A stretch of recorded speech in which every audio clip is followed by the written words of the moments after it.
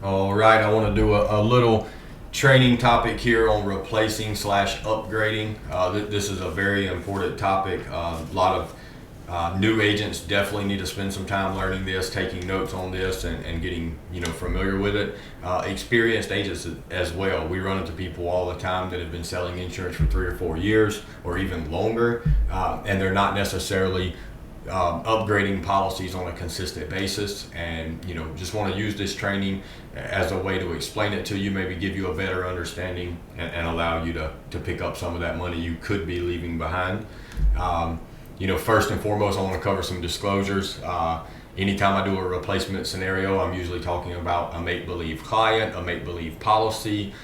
So for the sake of this video, it's the best thing for the client, right? But whenever you're out there and you're actually sitting down with Mr. Johnny or Miss Mary, make sure what you're doing is in the best interest of the client, and also understand the 2-year contestability period.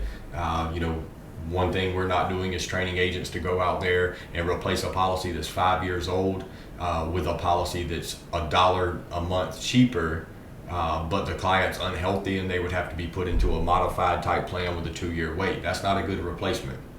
But as long as your client's health allows them to qualify for a level type plan, our job as agents is to read the health questions, record their answers if they say no to all the health questions.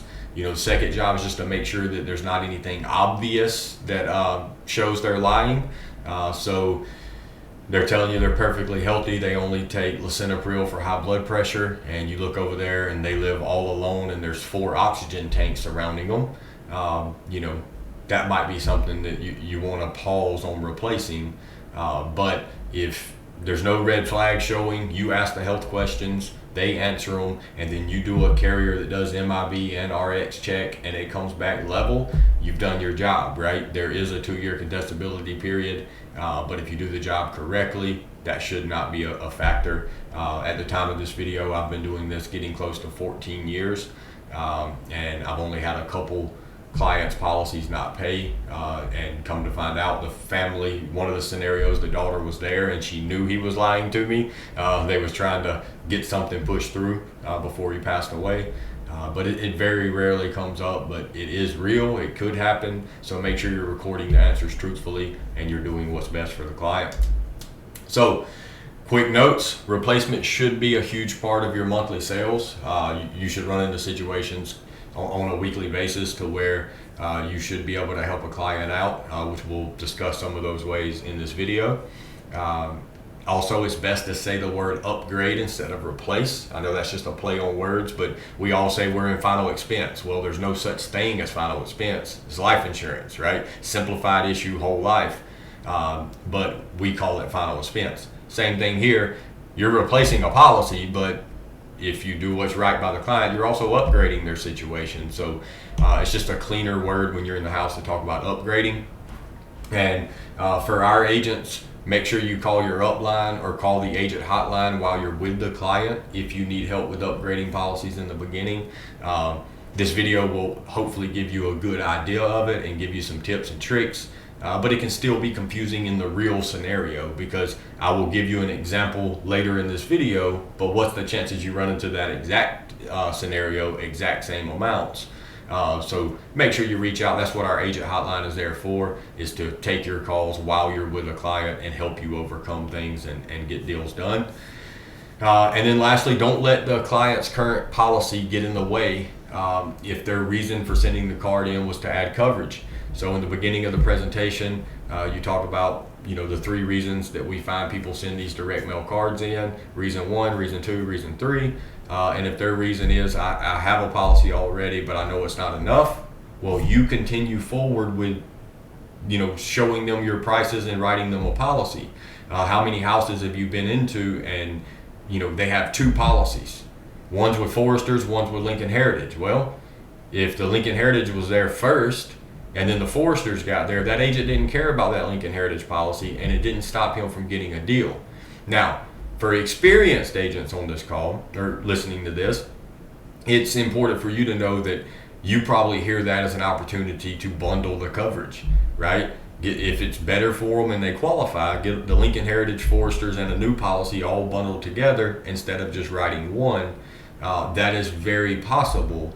But if you don't have the experience, you will find yourself going down a path that you might not have the experience to get yourself out of if you're not able to beat one of those other two, right? Or you might not be able to beat either one of them. Then what you're doing is you're taking yourself down a path where you're telling your client, man, the two policies you have are great. Don't ever change them. Well, sometimes that changes into, well, I'm not real interested in adding them, right? If these are good, they'll take care of me, I'm good with those. So continue forward just getting a deal if you're able to. But when that other policy becomes a roadblock, that's when you overcome it. If you get to the part and say, well, I see this one's 50 a month, this one's 80, and this one's 120. Man, with the current policy, I'm paying $64 a month for that one. I really just can't add more right now. You don't instantly go into a replacement situation or an upgrading situation. You go right back to the reason they sent the card in. Well, I understand, but you had sent this card in because you don't have enough coverage, and it's very important that we take care of that need for you and get this added in. So you try to move forward and still get the deal. If it becomes a no-go, you're not getting it, then you start diving into that other policy, which we'll give you the tips on here shortly. So upgrading new policies, this is what I want to talk about first. So a new policy to me is a policy that is not 2 years old. That means it will not have any non-forfeiture values, cash value, reduced paid up, or etc. So you first want to try to beat that policy on price and value. So let's just say they got it 6 months ago, it's $10,000 for $50 a month, and you can get them $14,000 for $50 a month. Well, you can beat it on price. You use the emotion of who is that policy going to, right? So it's going to your beneficiary, which is your son, correct? Okay. Well, you show them that with us, they can, leave their son $4,000 more for the same exact they're paying right now. Okay.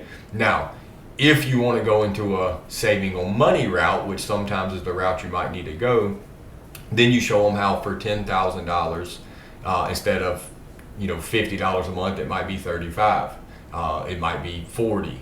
But whatever the case may be, do not sell that as a monthly savings. So do not tell someone that your policy is $20 a month cheaper, right? Explain to them that it's $240 a year cheaper, okay? And whenever you explain it that way, you're able to show them $240. Let's just say you live 10 years, that's $2,400. 20 years is $4,800. So you're able to show them real substantial numbers instead of $6, $7, $8, $10 a month, right? So use that tool and try to go that way first, right? On just beating the policy on the price and value. You use that tip. Next part would be check for clean sheeting if you can't beat the price. So if it's a 6-month-old policy, it might be a carrier that is notorious for having kind of more expensive rates and you can't come close to the price. Check for clean sheeting. And what clean sheeting is, does Mr. Johnny smoke or dip tobacco? If so, look at his current policy, turn to the back, it'll have the agent's actual application he wrote, find the question for smoking, and you might find that it's checked as non-tobacco. If so, you get to use that to your advantage. Other ways it could be clean sheeted is health. So look at the health conditions. Mr. Johnny has COPD. Look through his old policy's health conditions and find COPD. And you might find that they lied about a health condition to get him approved at a cheaper plan. The next tip is to use the quoting tool we provide and see if that carrier is on there. A Lincoln Heritage, for instance, is on the quoting tool.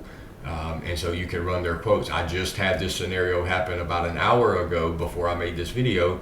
An agent called the agent hotline. I answered it. He's with a client, got Lincoln Heritage a few months back. And so what I did is I immediately got the client's age and what face amount did the client say he had. And I looked in the quoter for that age and that face amount, and Lincoln Heritage was the price he said he was paying. He said he was paying like $38.30, and the price was $38.30. So right there told me that what the client thinks he has is what he has. It's important to know that because a lot of these clients think they have what the agent told them they had.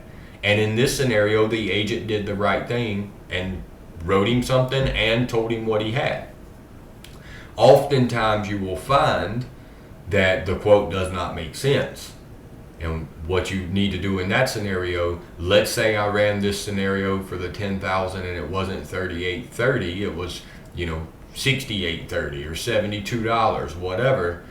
What I would do then is run the quote for $5,000, and you'll find oftentimes that hits around the premium they're saying they're paying, because what a lot of agents are trained to do, and it's a very shady technique, but a lot of agents do it. They sell a client $5,000 with accidental death, which if they die in an accident, it doubles to 10. And they tell them they're selling them $10,000 for a cheaper rate than whatever policy they had. Agents use that with some organizations, more of your captive organizations, to get replacements in scenarios to where they can't beat the other policy. They'll lie. I have ran into that so many times in my career, so be cautious of that and look for that. And then if you can't beat the price on their current policy, transition right back to explaining the rising cost of funerals. Use a funeral inflation chart that we provide. Show them how funerals go up in cost. $10,000 might be a good enough today, but in 15 to 20 years it won't be. And try to add coverage to them. It's a little bit harder at that point, but there's no other option. You can't replace what they have ethically, so just try to add some coverage to it. If you can't do that, try to get a small win, right? So get some referrals from them. You couldn't write them, maybe you can go see someone else and help them. So always get a win in the house, even if it's not upgrading a policy or writing a new one. All right, upgrading older policies. You must first understand the 3 non-forfeiture values or options. They are cash value, reduced paid up, and extended term. Cash value is simple. There's a portion of their premium set aside inside their policy that is cash value. That client can borrow against that money, or they could cash surrender the entire policy to receive that cash value. Okay, pretty simple. Reduced paid up's a little more complex. If a client has a $10,000 policy for $100 a month, the agreement is you pay $100 a month, we'll write your beneficiary a check for $10,000. Pretty simple. Reduced paid up is if the client has had it over 2 years and it has reduced paid up in it, they can eliminate the $100 a month payment but still keep their insurance, but it will not remain the $10,000 coverage. It will go down to the reduced paid up amount, which is dependent on how long they've had the policy and how much they've paid into it. So for simple math, just say their reduced paid up's $2,000. They can quit paying $100 a month, and instead of $10,000, now they'll have $2,000. But it's important to know that reduced paid up's pretty powerful because it's loss proof. If their finances change, they get sick and go in the hospital, whatever the case may be, they're not paying for that policy, so they cannot lose it. Okay, it's paid up. And then the last one you'll rarely use, I think I've used it once in my career, but it's extended term. Extended term is kind of like reduced paid up, but it's if you want to eliminate the $100 a month, but keep the $10,000, extended term won't have a dollar amount, it'll have a term, a year amount. So it will say 7 years, 6 months. So Mr. Johnny can quit paying $100, keep $10,000 in coverage for over 7 years because it will use the cash value to pay the premium for him, right? Now, it's very rare you'll use that, but sometimes it makes sense. I mean, if they're 83 years old, the extended term says 11 years. Again, it's our job to show them the options and let them pick.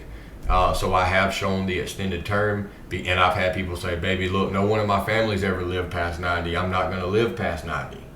Well, it's their insurance, it's their choice, it's their risk. I've explained the risk. Now, if you do live 11 years, right, if that's what the extended term is, you will have no coverage here. This one will be gone.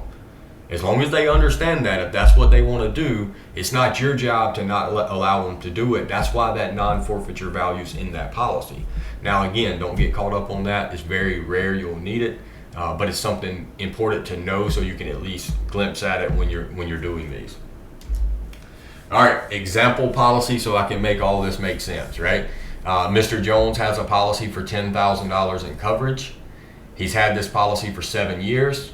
He pays $80 per month for this policy, and the non-forfeiture values are as follows. Cash value is $2,000, reduced paid up $3,500. If you were watching this video and you're sitting down with a pen and paper, write this stuff down. 10,000 coverage for $80 a month, cash value is $2,000, reduced paid up $3,500. Now, one thing that I don't think I put in this video is, for this example, we are going to pretend like a policy with you, $10,000 would cost $100 and $8,000 would cost $80. And I do that for a reason. You go back and you try to replace on price. Well, now you can understand that in this made up scenario, we can't beat the price. So for a lot of agents, they just try to add on. If they can't add on, they pack up and leave the house. I'll show you how, with the right knowledge and presenting it the right way, you get to leave this house with a policy, because even though my premiums aren't cheaper than his, I can beat his policy. Okay? So make sure you write those things down. All right, so it is your job to explain the details of his policy to him, right? You'll also want to explain non-forfeiture values will end once he passes away. It's your job to see if an upgrade makes sense for him, and you inform Mr. Johnny that you'll handle the whole process for him, if an upgrade makes sense. Those things are important, right? Because one, I want him to know that these non-forfeiture options go away. When he passes away, his beneficiary doesn't get $10,000 plus the $3,500 reduced paid up plus the $2,000 cash value. All the beneficiary gets is the $10,000. And because of that, Mr. Johnny, that's why we like to come out and see if there's an upgrade that would make sense, that would allow you to use those non-forfeiture values now and still be put in a better situation. Now, the other important part of this little blue section right here is I informed him, now Mr. Johnny, just to ease your mind, I'm not sure if there will be something that makes sense, but if there is something, it is my job to handle all the process. I take care of it all. You're not going to be left calling carriers and figuring this out and calling your bank. Do not worry about that. So what I want him to do right there is just ease his mind. So now he can take that out of his mind and focus on, all right, is there something here that looks good, right? So now what you'd want to do is do some quotes and calculations. If you're one of our agents, we use the I Am Your Policy. This would be a good time to give that to them and give them something to read. And you'll want to do some quotes, calculations, which we already know 10,000 is 100 a month, 8,000 is 80 a month, but you wouldn't know that in real life. You would go run the quote and see what it cost him. That way you can see where your prices stack up. Is it a big difference? So you have to make up, a big difference in coverage, or is it pretty close? You're within $5 and you can make this happen. And then you'll list everything out in A, B, C, D format, which I will show you in a second. This is the most crucial step for you to show them. So let's look. A, and the next slide is this exact thing, but with explanation. So if I go through this and you're wondering, you're still a little lost, I will catch you up. So A, 10,000 whole life policy for $80 a month. Your next upgrade option, Mr. Johnny, is 10,000 whole life policy for $100 a month, but you'll receive a $2,000 check in the mail. Option C is $11,500 whole life policy for $80 a month. And option D, Mr. Johnny, is $13,500 whole life policy for $100 a month. Okay, so I'm listing out his options and providing them to him and going over them. That is all I write right there. Here's the important part. On the piece of paper, this is all I write. And I show him. And then I explain, if he's got a question or he asks, well, how do I get that check? Wherever his eyes go to, that's what I talk about. If it looks like option B, I start explaining option B. Okay? This in red, I don't put on the sheet, but it's important for you to know. Option A is his current policy. He currently has $10,000 for $80 a month, and you cannot write him a $10,000 for $80 a month. We've already established that. Yours is $100 a month. But option B is a $10,000 whole life policy, which is yours, a new policy with you, and then his cash value from his old policy. You will be shocked to know how many times the cash value is what gets it. I would probably say when you replace a policy that's older than 2 years, probably 90% of the time it'll be due to the cash value.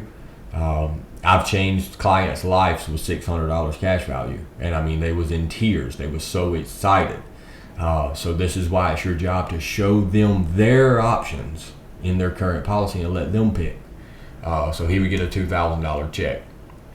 Option C, this is a new $8,000 policy with you. And remember, we said $8,000 with you is $80 a month in this made up scenario. Plus you would use his $3,500 reduced paid up from his old policy. So just think that through for a second. He's going to have a new $8,000 with you, but his old policy doesn't go away. You just reduce pay up it so he doesn't have a premium anymore. Now he just has a lower face amount of $3,500 that's loss proof again, right? It never goes away. So now he's got $11,500 for the same thing he was paying when you walked in the door. Okay? And remember, in a lot of scenarios, it will be a lot more than just $1,500 more coverage. Sometimes it's $4,000, $8,000 in more coverage. Really depends on the policy and how long they've had it. Option D, $13,500 is a $10,000 new policy with you, which costs $100 a month, plus is $3,500 reduced paid up. The reason I show both every time is C is you don't take any extra money out of their pocket, right?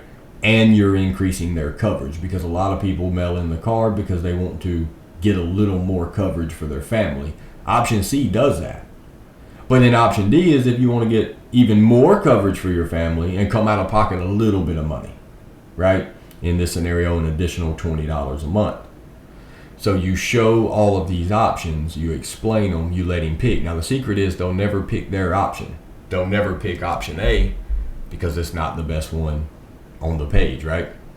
So calculating cash and reduced paid up, it's always best to look at the table of values in the policy for this information. You will run into scenarios where they don't have the policy. You can call and get this information from the insurance carrier, but I have a little formula that I use that over the years it's been pretty close to spot on. It at least puts me in the ballpark, and it will save you a ton of time because every client's different. Some of them, are engaged, they're listening to you, and some of them do not care if you're saving them $100 a month. They ain't having it. They're ready to go back to watching Gunsmoke and get you out of the house. Before you waste an hour on the phone with insurance carriers doing all that, there's a little formula that can put you in the ballpark to see if you have an interested client. So what you do is you take their total monthly premium times 12 months to get the yearly premium. Then you multiply that number by the number of years they've had the policy. Once you have that number, take 20% of it for the cash value and 30% for the reduced paid up. So an example, if they're paying $50 a month for 10 years, that's $600 a year times 10 years is $6,000. 20% of that is $1,200 cash value, and 30% is $1,800 reduced paid up. Now, full transparency, 20 and 30% is usually low. It's usually 24 to 28%, and 35 to 40% on reduced paid up, depending on the carrier and when it was written and all that good stuff. So what I would do in this made up scenario here, the $1,218, I would write it down as $1,500 cash value and $2,000 reduced paid up, right? So I would round up, but it's very important that once you get these numbers and you move forward, that you explain to the client, look, I tell them what non-forfeiture values are. That's the reason I'm here. We want to make sure you're not missing an opportunity to upgrade your policy that could be really beneficial. Now, we have a formula, Mr. Johnny, that gets us pretty close to what your non-forfeitures are. But if any of this makes sense and it does look like an upgrade is needed on your current policy, we will actually call in and get the exact numbers, okay? That way, if he's going for the cash value and it's $1,500 and then it comes out to be $1,380, he's not mad at you and tells you you lied to him and get out of his house, right? You go ahead and set it up like this is a rough guesstimate. but we'll get you the exact number if it's needed. Okay. So how to upgrade? You find out which option suits them. A, B, C, or D. It should never be A. And real quick side note, let's say it is A, which is their current policy. That's usually because they have some type of emotion to that policy because, man, I've paid in $50 a month for 10 years and I'm just going to lose that money. If that's the case, that's where you really explain reduced paid up, because they don't lose that other company at reduced pays up it. They don't have to pay in any more money, but they won't feel as much like they're losing what they paid in. You're keeping that policy, it's just going to be a smaller amount. So again, get them to pick A, B, C, D. And if it's a newer policy where there's no A, B, C, or D, no cash value or reduced paid up, just make sure you're lowering their premium or adding value. You show them the quote and they go for it, right? They say, yeah, let's do that. Next step is to get them approved by a carrier. So don't even touch the other policy. Don't reduce pay up it. Don't cash value, nothing. Get them approved in the house. After you get them approved, then you're going to call the old carrier and stop the bank draft. I put that in all caps because that's important. You don't want to say we're canceling the policy, because a lot of carriers require cancellation to be on handwritten form and this and that. All you want to do right now is stop the draft so no more money comes out. It's usually best for the client to say this. You just kind of have it on speaker, push the buttons to get them to the right department. I'll have it written on a piece of paper, their policy number, right? I'll write policy number and write it, and then below it, whenever the insurance carrier says, all right, how can I help you today? I point to the piece of paper and it says, I want to stop my bank draft, right?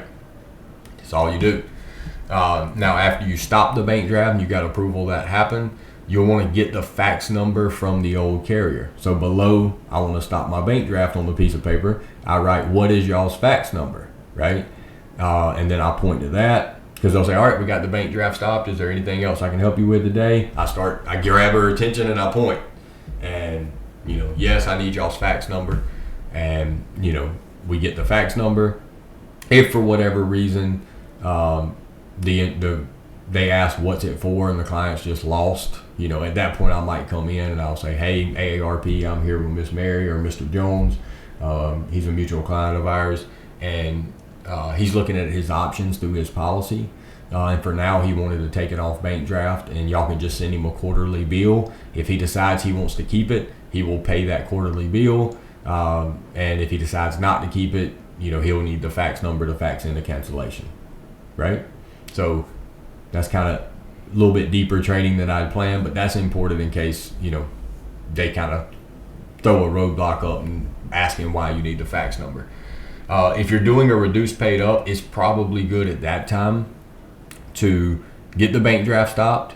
Is there anything else, I can help you with? Then I would step in and say, yes, hey, this is Ben.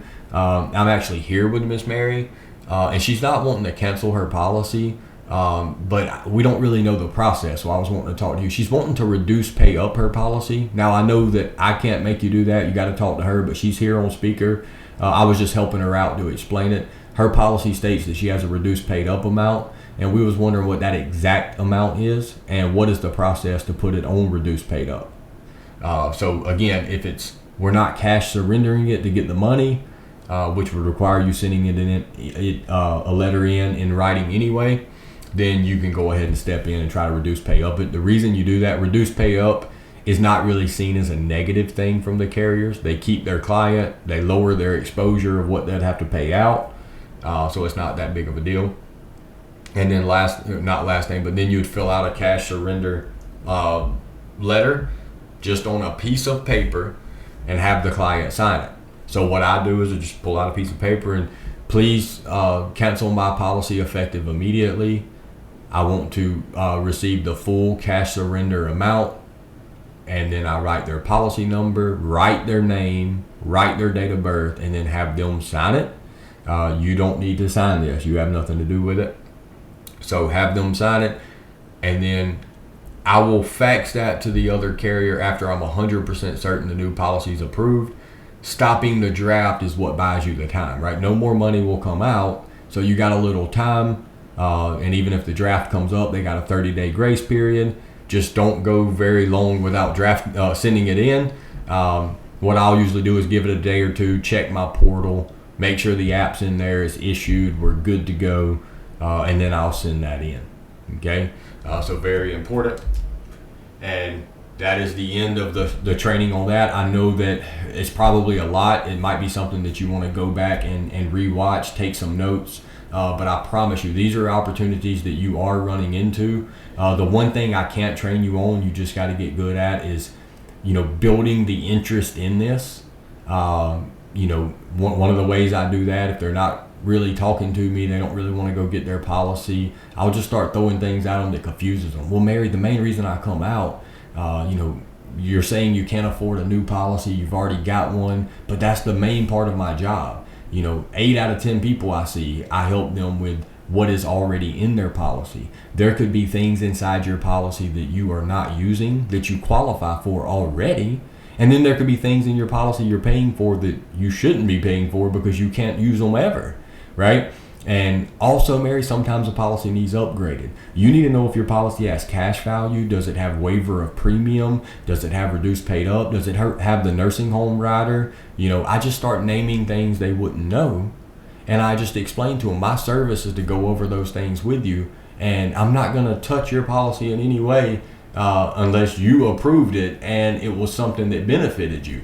I just want to make sure you're not missing out on any benefits or paying for something that you shouldn't have to pay for. So just go grab the policy real quick. Let's review it together, and then I'll be out of your hair, right? So you have to intrigue them enough to go get it. And then once you get it, you got to have enough knowledge to go through it the right way. Hopefully this video gives you that. Thank you so much for listening.